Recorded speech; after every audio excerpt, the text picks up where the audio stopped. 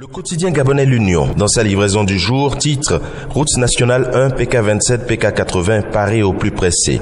Le ministre d'État en charge des infrastructures et des travaux publics, Jean-Pierre Oyiba, a dépêché la semaine dernière le secrétaire général de son département sur la route nationale 1 entre les PK27 et 80. Devant l'état de dégradation particulièrement préoccupant de cette large portion de l'unique axe vers l'intérieur du pays et face aux difficultés financières actuelles entravant l'exécution de grands travaux, les autorités sont en quête de solutions palliatives et donc transitoires. Direction la Côte d'Ivoire avec Fraternité Matin qui se préoccupe des ordures ménagères dans le district d'Abidjan. Les travaux de la nouvelle décharge lancés aujourd'hui. Quant à Soir Info, à la veille de l'appel de Daoukro en septembre 2014, des confidences jamais dévoilées sur ce qui s'est passé entre Ouattara et Bédié. Il y avait des témoins, les voici, s'apprête à dévoiler le quotidien. L'Inter lui fait un zoom sur le meeting de l'opposition. C'était chaud à Yopougon samedi. Policiers et manifestants s'affrontent.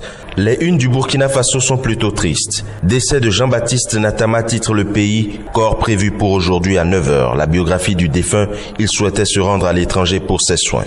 Togo Matin titre sur l'opposition, démobilisation au PNP, guerre de leadership au sein de la C14. Avec le matin du Sahara et du Maghreb, le forum Crans-Montana entame sa deuxième partie à bord d'un bateau de croisière. Dakhla, ville carrefour, transforme le sud du Maroc en trait d'union entre l'Afrique et le reste du monde. Le Matin Éco, lui, parle de digitalisation des entreprises. L'environnement marocain, l'un des moins propices au monde, révèle le journal. Avec un score de 33,1 points sur 100, le Maroc pointe à la 70e place sur 115 selon l'édition 2018 de l'indice d'agilité digitale de l'heure Hermès.